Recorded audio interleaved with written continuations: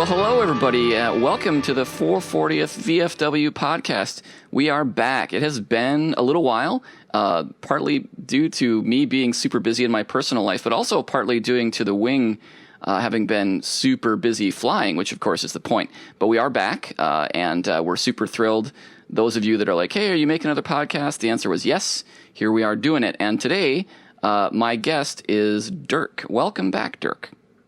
Thank you, Tyrant. Appreciate you taking the time to sit down and make another podcast for us. The rest of them came out pretty good. They're pretty informative, and looking forward to doing it. So, I mean, it's great for me for two reasons. One is it's nice to get, our name out there and let people know kind of what's involved. We've seen a lot of recruitment actually come in from people who are like, oh, that's what a VFW is like? That sounds like fun. I should join. So that's been cool. But also it means I get a chance to talk to you, which I haven't done as much of lately as I wanted to. So that's very, very cool.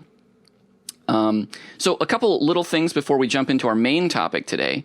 The first one is unfortunately a sad and serious thing, but I wanted to mention it. So recently our friend Chameleon from when we were flying at the first, he was still at the first, passed away.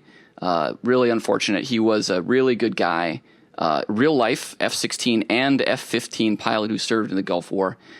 So he brought both his really generous personality, but also his huge knowledge of real world tactics and flight to the wing. And it was always a joy to fly with him. And unfortunately, we did lose him. So I just wanted to mention that because I'd like to dedicate this show to him. I always really like Chameleon, or Cam, as some of us called him. He's a really good guy. If you would like to express your condolences, probably the best place to do that is over at the first VFW. Search him out online because he was still a member there, and that's probably the best way. Although we have people, saying a few nice things about him on our site as well. So either place, if you want to just pop in and say, yeah, I flew with him once and he was a good guy and he was missed, I think that would be appreciated. But this show is definitely dedicated to him. Yeah, thanks for bringing it up there, Tyrant. I know him for a short bit. It's, one of those things, it's a community through the internet kind of thing. You don't get really close to somebody, but he always seemed to take the time to sit and talk with me and help out. He was always quite helpful. And it's funny how people touch you through life and you don't even think about it until something like this happens. One of the things that he touches me and it keeps recurring is he's the one that pretty much is the first one that said, when you're coming in for approach, make sure you put your speed brakes out. It's kind of the same principle like the jets do when they land on the carrier and they catch the cable and they throw it to full power real quick in case they miss the cable. He said, you're already powered up, with the speed brakes out. That way, if you got to go around, you just suck the speed brakes in. You got instant power build up already. So I always throw my speed brakes out on my short final now, and I think about him when I do that. Mm-hmm. So It's funny how people can touch you in little ways like that. Absolutely. Yeah, I have a number of stories the same. But although that's a serious note, we do have another thing that we want to talk about today, our main topic. And I know Chameleon would want us to... he was big into flying, virtual flying as well. Obviously, we did that with him. So I think he would be happy that we're going on with this. And so we will turn to our main focus today, which is the topic of leading a flight. So this is a topic that was proposed by something else I should mention briefly, which is Micro. If you've been to our YouTube channel, where we will, of course, post this podcast lately, you may have seen some of the videos, which are pretty darn good looking, in my admittedly biased opinion, and that is definitely due to Micro. He's been kind of taken over producing our wing videos, and he's actually taken over producing now this podcast as well, which is one of the reasons that I got reminded to do another one. So we're really happy to have him taking care of that. But he proposed this topic, leading a flight. And, I was watching a video that one of our members had posted, and Dirk, you happened to be leading the flight. And I was like, man, Dirk, we've flown together a lot, and I always thought you were a good flight lead. But when I watched it, I was reminded, A, how true that is, but B, also, it's clear to me that you have been doing a fair amount of it and honing your skills, and you really did a good job of controlling the flight in an appropriate way, in a way that as a wingman I would have really appreciated. I didn't happen to be in that flight. And so I thought, okay, Dirk would be a great person to talk about this, especially because this is a thing that you don't really get to do in single player flight. You pretty much have to do multiplayer to do the type of flight leading that we're going to talk about today. Obviously, there's wingman management in the sim. if you're just flying by yourself. But when you step up, if you step up and start playing multiplayer, there's this whole other world that opens up, and it's something that I certainly could be better at, but that I also feel like I have some of my proudest achievements around getting better at, having not been able to do it, and then being able to do it to the point where we got done. I was like, okay, I actually led that flight, and it wasn't a disaster. Maybe even went well. So Anyway, that's a very long-winded lead up. I know that people have a million questions about this. It's one of the things that we see our members say when they come on. They're like, okay, great. I learned a lot in IQT about how to operate the jet, how to fight the jet. But I want to lead, and I find it intimidating. And how do I go about doing that? So I don't even know where to start, except maybe to throw it to you, because I know that, like I said, clearly you've been studying this topic, you've been teaching this topic, just to see what your thoughts on this are. So one of the things that comes to mind when I hear that is something I've heard in other areas also is to be a good leader, you need to be a good follower. You start out being a good follower, but being a good wingman. As a wingman, you should always be having your ears open and what's going on and absorb the flow, whether it's an SOP flow, an engagement flow, whatever. So you're constantly learning from a lead. It's good to be with different leads. You learn different flows and you can adapt it and become who you are. But once you take in all of those inputs and evaluate them, you're growing your own skill to where now when you do get into a lead spot, you kind of have a different take on different scenarios. So a lot of the wingman experience you can absorb in and learn to become a good lead, and pretty much helps develop that process there. Once you get into those lead positions, then as a wingman, you can look back and say, all right, when I was a wingman, I needed to know this. I wish my lead would tell me that. So now as a lead, you can start thinking those processes on what should I tell my wingman? What should we do? Where should we be at? What position should we be in? So I always think it's always good to develop that good wingman. And many times I try to pull into a number 2 seat or even a number 4 seat so I can sit back and get that experience a little bit and see other leads and how they operate. So that's one good way to lead into it. The other is experience. A lot of it's not only just experience on how to handle the jet, but it's the systems of the aircraft. It's the engagement type things, how to know how to handle on air-to-air, air-to-ground engagement. It's just a lot of learning abilities. The rest of it is pretty much book knowledge type things, where a standard operating procedure. How do I make a tower call? How do I contact AWACS? Those type of things. Yeah, I can't agree with you more on the first, be a good wingman. I know, well, you said two things that you said a lot of things that I agree with, but the two that kind of stand out to me are, first, be a good wingman. So I'll just give some examples to what you were saying. One thing, for instance, that when I was a wingman, I noticed that I really enjoyed leads who were predictable and smooth in their flight. It was always great when the lead would call, sarcastically, when the lead would call, ops check, and then immediately begin a check turn into me. So I'm having to fly the jet and check instruments and everything. And so, when I was a lead, I was like, okay, we're going to do our ops check, either right after we make a turn into a new waypoint, or once maybe well ahead of it. So things like that.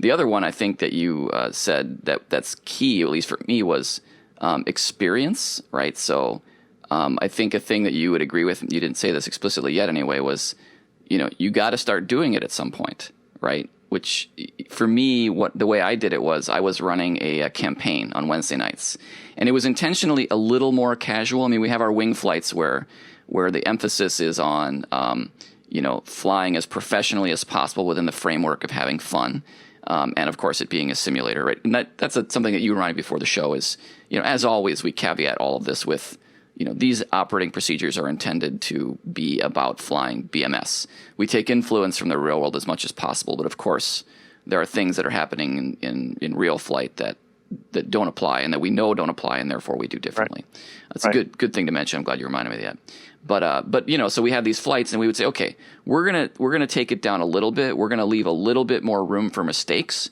and we're going to encourage people who haven't led to lead. And I made it a point for me to always lead on Wednesdays, unless maybe there was a case where someone who had never led wanted to do it, and there was only enough room for that person. I would step back, but that was more than anything, the way that I got better was to just do it and to frankly be terrible at it at first. I mean, getting people killed and all that stinks. Like, you try not to do that, but there were times when I was going to make decisions that were going to lead to the failure of the flight, and for that to be okay, to give yourself room for that to be okay, but maybe even to set up scenarios within the wing or whatever group you're flying with to say the intent of this is to get experience leading, because you really do need that. Right. Yeah, that's a good point to bring up. A lot of guys that are coming in and seeing the level that we fly at. And again, it's, as real as we know. I've never really been flight lead or fighter jet pilot type thing, but I take in and absorb what I can to make it as real as I can to give it kind of a real experience. BMS has some limitations. The sim has limitations. So living in that world, there's a lot that you can learn, but you can still be hesitant to want to actually be in that lead spot, because now, all the everything's on you. It's all, live or die by the lead type thing, or the success of the mission could be based on what's resting on his shoulders. But a lot of it's just, you got to jump in and do it. Once you feel you at least know how to handle the weapon systems and handle the jet, you pretty much have to just kind of jump into it and do it, because in doing this as a hobby or a sim type thing, there's no way that we could do the training that the real pilots do to get them to the point where it's like, yep, we know it. We do it all the time. We spent 8 hours a day practicing it, studying it, flying in our simulators in the real jets. There's no way we can do that. We get in a couple times a week or even every day for some.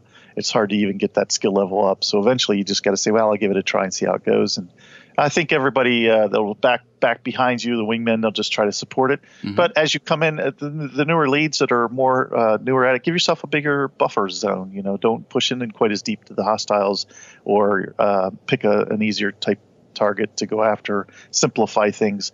And then another comment that I've recently used with some guys is, especially with a 4-ship, it's easy to start out with a 2-ship. It's just the two of you. Tack turns are easier to call. Formations are easier. But one thing that when you get into a 4-ship now, you not only got you and your wingman to deal with, you got to think about the other element also. But if it gets overwhelming, you get a big, huge engagement. I like to take the number 3, and he's the element lead of the 3 and 4, and I'll say, 3, take lead of your element, and that puts him in charge. He can make the own separate calls. You've just taken your 4-ship, split it into 2 ships, and that has tactical advantages, but it also helps you not get overwhelmed. You don't get task saturated, and you can keep on task a little bit better, and then let him take it. So that's another good lead in, is grab some number 3 slots, and even coordinate with your flight lead to say, hey, give me some opportunities to go on my own. Make some AWACS calls or do direct engagements with them. Yeah, totally. No, that's a good point. Flying 3 is a great way to start to ramp up. It's funny, I'm thinking back to, when I first started leading, and it's funny how utterly overwhelming it is at first, right? You get in and you're like, oh yeah, right. The flight lead sounds so smooth. Maybe it won't be that bad. Maybe you're intimidated, but at the same time you're thinking about it. You're like, okay, yeah, I can handle this. And then you 4 pages of checklist items. Right. Right. Or even just, now I'm responsible for knowing where everything is. My situational awareness requirements go way up, right? Because, as a wingman, it's like your flight lead says, shoot at this, you shoot at that. If there's another bandit, off at your 9, you want to be aware of it, of course. SA is important. But the job of prioritizing that and deciding when to switch is not really yours. You can't, as a good wingman, the most you could do is say, hey, I think maybe we should do this. Although even then, you have to be balancing that against, should I shut up and let him do his job because he's pretty overloaded? And then all of a sudden you're flight lead and it's like, no, it's on you. And so just to anticipate as you move in that you will be overloaded the first time you do it. You'll come back and you'll go, I have never concentrated that hard, for an hour in my entire life. Except maybe when I was practicing air-to-air refueling or something, but, like it's a new plateau. Just, that's fine. Everybody experiences that. Yep. So, what do you think? We've talked a little bit about this. Is there, we sort of said, well, flying number 3 is good. Flying number, and of course, doing 2 ships, leading 2 ships is good. Do we, or you, have a sort of standard path to becoming flight lead? Anything we haven't covered yet, like in terms of, what what the wing would recommend or what you would recommend to individuals? Yeah, just personally, we don't have a path type thing. We don't have any like a flight lead training or a course that's laid out, although it would be nice to have. I started laying it out just like a syllabus and organizing a form of what should we all do. And it got up to 2 or 3 pages, and that was just topics. It wasn't even the details of do this and do that. There's so much when you talk air to air, air to ground, even just the comms in and out. So a lot of that stuff, hopefully the wingman will pick up through SOPs and pick up the flights that we do, where we can maybe skip some of that. But there's just a lot to do. It would be a huge course. We just kind of pick it up as we go along the best that we can. What the path that I like to do, I offer to my cadets. Usually when we get up to about IQT 5, IQT 6, I start putting it in their little brain. Hey, listen to my comms, watch my flow in and out, and hear what's going on. Number one, it'll give them to start learning situation awareness of what the lead's doing. That helps them better react in the flights.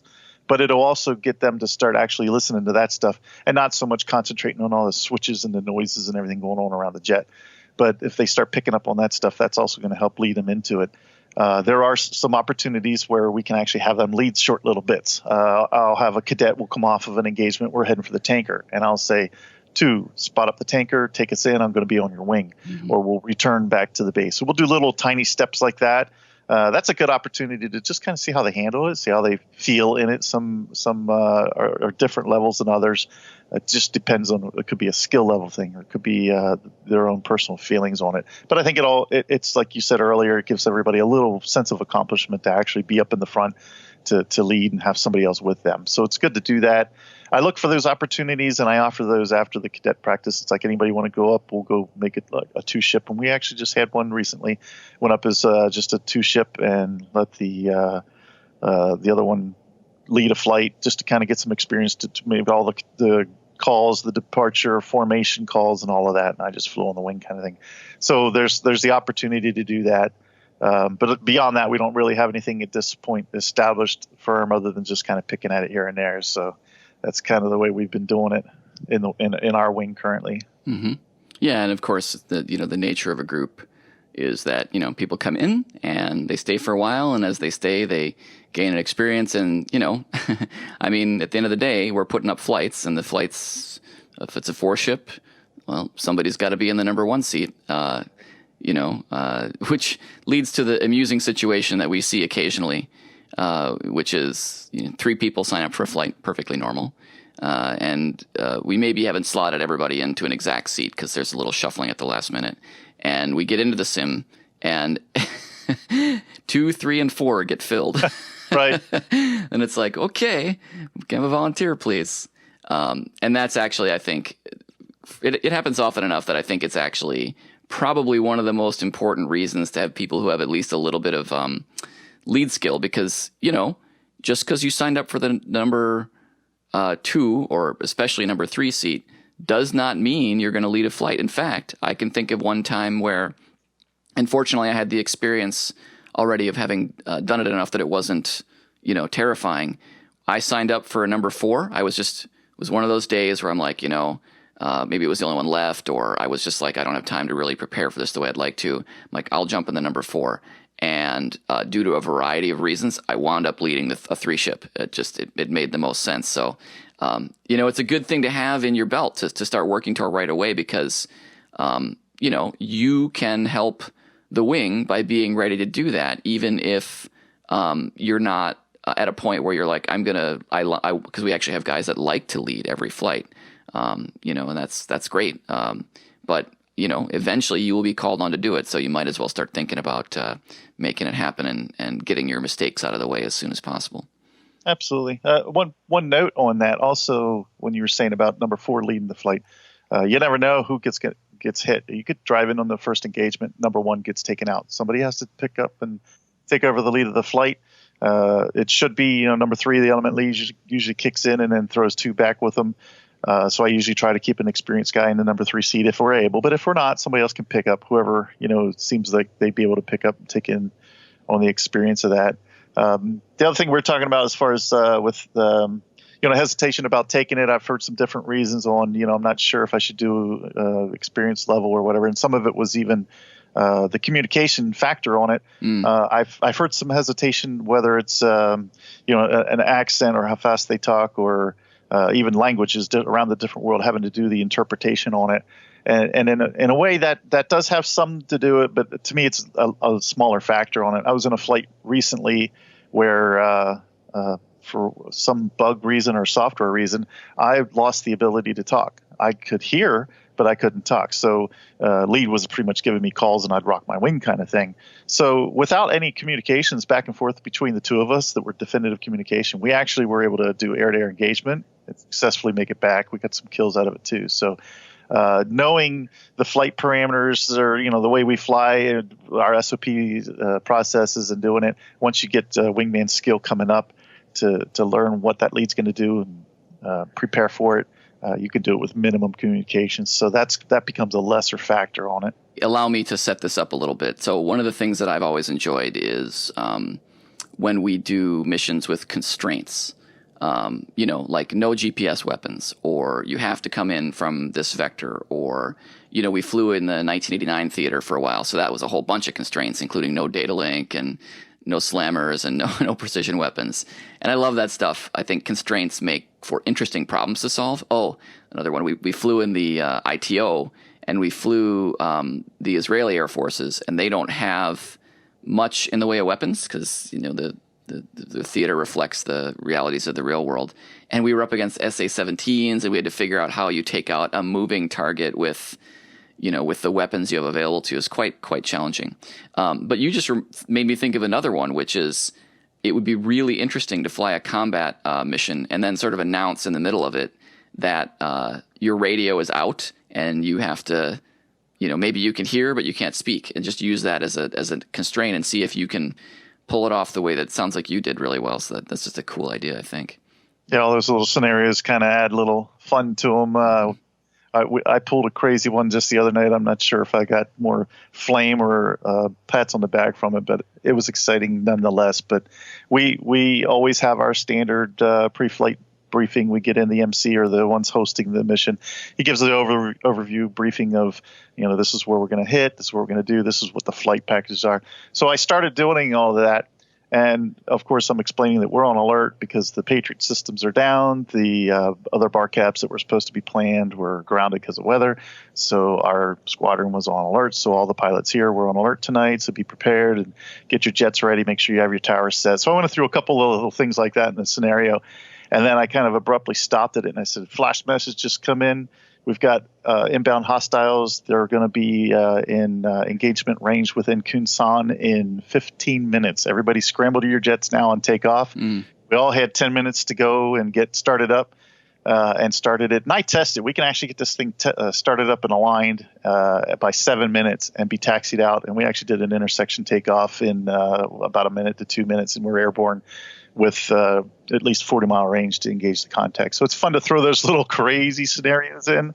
And it was confused for a little bit for those guys that weren't prepared for it. But it was still fun nonetheless. So those little things, radio communication, I've never tried that one, but that's interesting thought. Yeah. Well, I mean, we were limited, of course, by the lack of hand signals, which in the real world you would be able to leverage, but still an interesting constraint, I think.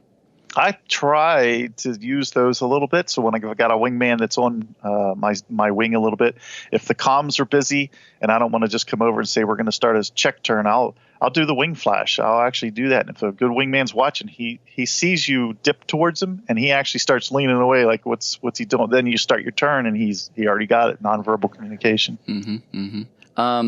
So back to our original topic. Kind of one of the things that when we were kicking this idea around. A thing that came up from a few people was, is there a psychological factor? In other words, different people certainly have different styles of leadership. Are there personality attributes or things along those lines that make someone a better flight lead, or maybe even able to flight lead? Do you know what I'm trying to say? I understand the question, and I'm not sure exactly the best way to answer it. One thing is in our sim, in our BMS world, in our community, we have a scale. And on one end, it's fun. On the other end, it's realism. And we slide back and forth on that scale. Some people sit further on one way than the other way. I probably tend to slide a little more to the real. I have more of a challenge and fun and excitement in it as I push towards the realism. That's my fun. Where others have more fun if they can do some barrel rolls or do some high flybys over the runway and burner type thing. So I tend away from those, but we do have a scale where it slides in that. We all are probably more on the realism scale, but we do it. So that right there is going to drive a lot of a personality of a lead as far as what kind of a lead they are. Pretty much, though, the type of person that's drawn into this sim, because you can't just jump into this thing like War Thunder and go. Right. You've got to study it. You've got to figure out how to start the thing first. Then you got to figure out all of the nuances of BMS and figure out the jet itself, learn the systems, learn how to fly the jet. So if you're getting to that point already, I think you already got in you something that's, unless you're just jumping into a flight that's already in the air, you want to just shoot some missile, blow some stuff up, drop some bombs. If you're doing that, probably not. If you're the kind of guy that likes to get in and do that full ramp start, to taxi out, try to get that RTB, even if you have to let some MiGs go and turn around and run back home instead of driving in and doing the dogfighting so you can blow them up. But if you're the one doing that right there, I think all that personality that drives you to want to do that is already going to drive you to be a flight lead type, where you want to lead in a flight and do that type of thing. But other than that, just the small things that some have as more than others, things like situational awareness. It does help to have that. And I'm not sure if that's a personality or more of a learned skill, but some of that blends into that. But I wouldn't put any one person. I've seen different flight leads that have different types of personalities, and they all are pretty good skilled flight leads. Some of them are just are having fun at them. Some may push in a little deeper than others. They have different, but they all get the job done, I think, in a whole. So more so, it's probably refined skills or attributes within doing the flight lead type thing, like, things like I said, the situational awareness, knowing the weapon system, knowledge level, those kind of things, I think are more of a factor than an actual personality type thing.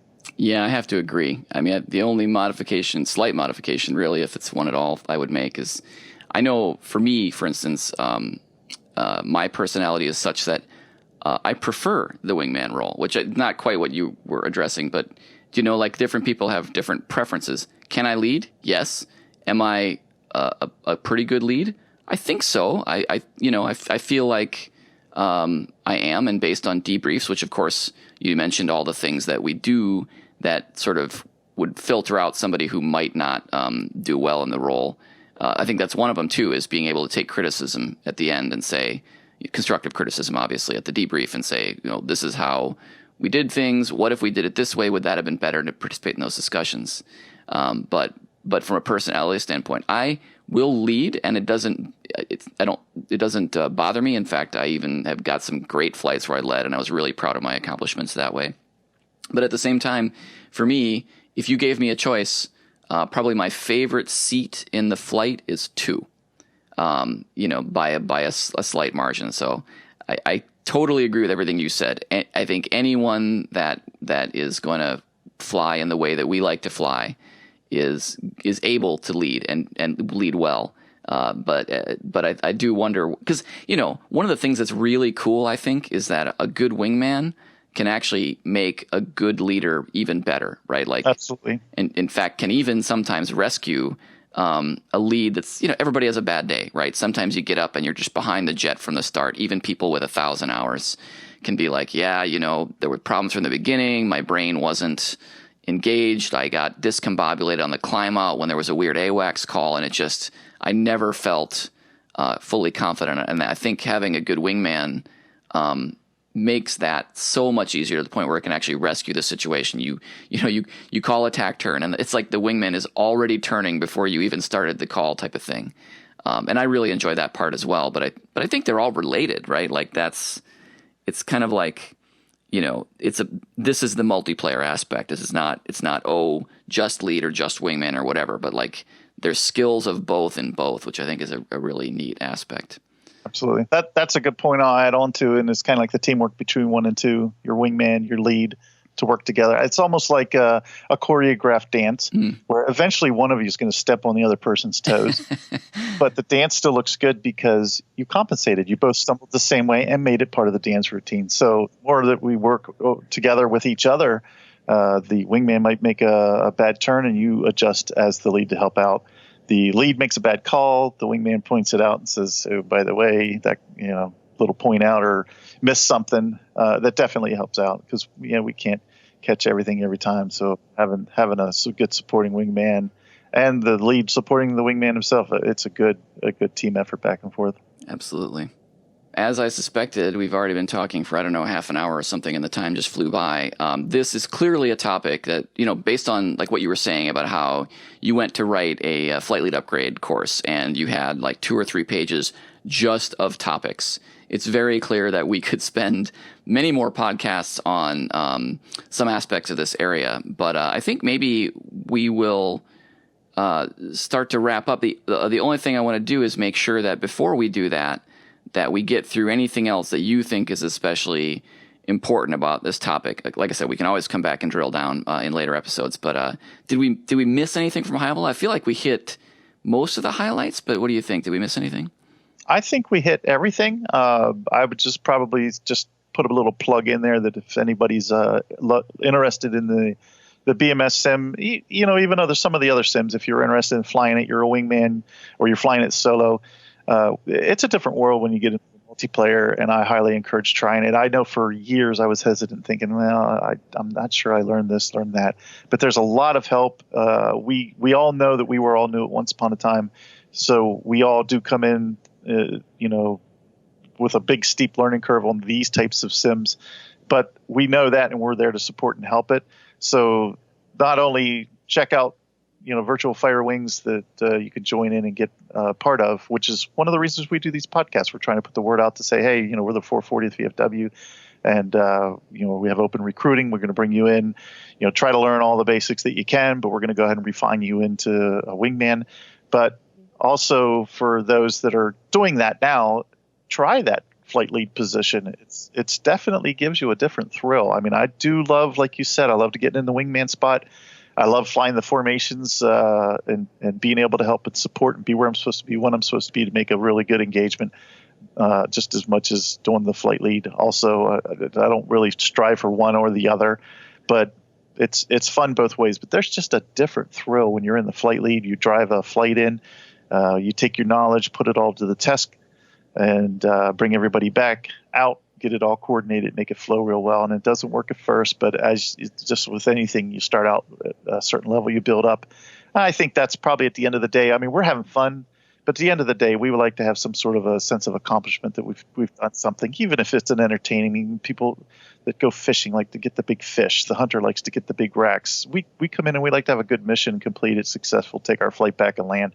And that's kind of what the end of the day of what we're doing here. So I would definitely encourage, keep pushing and learn what you can, find a VFW, find some guys you can associate with, and then eventually work your way up to getting into a flight league and give it a try. It's definitely a good thrill when it works out well.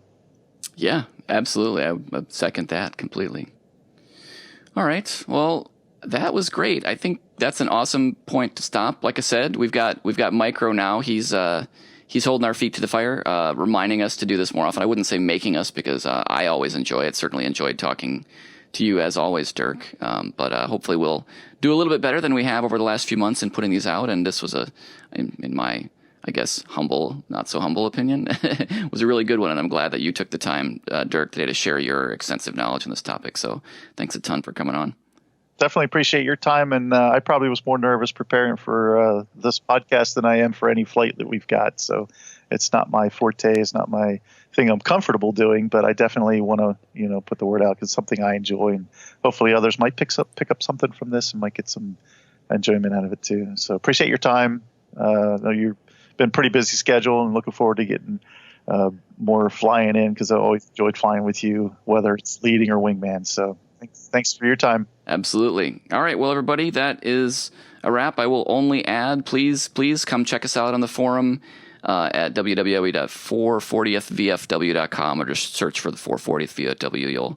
You'll find us. We'd love to see you, and hopefully we'll see you up in the air sometime soon. Bye.